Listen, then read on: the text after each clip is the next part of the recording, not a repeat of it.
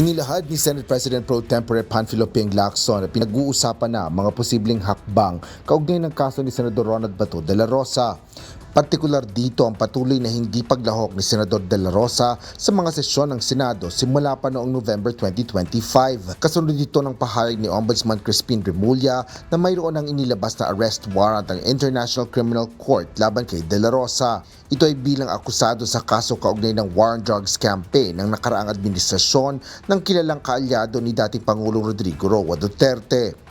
Ayon kay Senador Ping, napag-usapan kasama ni Senate President Vicente Sotto III ang tungkol sa issue ng hindi pagpapakita.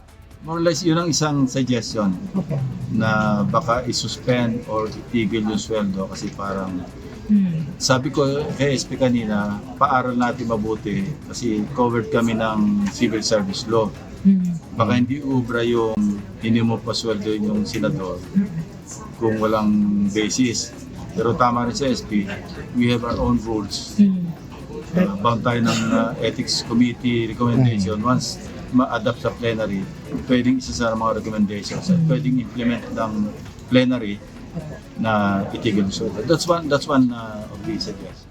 Paliwanag pa ng mambabatas, maaari ring talakayin ang issue sa Senate Committee on Ethics and Privileges sakaling may maghain sa komite ng reklamo.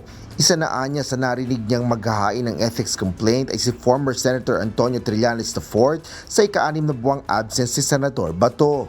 Pwede sa recommendation, pwedeng gamitin yung ethics committee recommendation na merong kasama sa recommendation to amend the rules.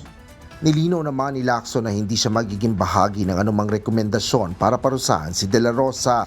Aniya, wala siyang moral authority upang gawin ito dahil minsan na rin siyang nalagay sa kahalintulad na sitwasyon. 15 taon na ang nakalilipas.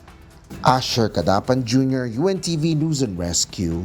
Diyos ang aming sandigan, serbisyo publiko ang aming pinahahalagahan.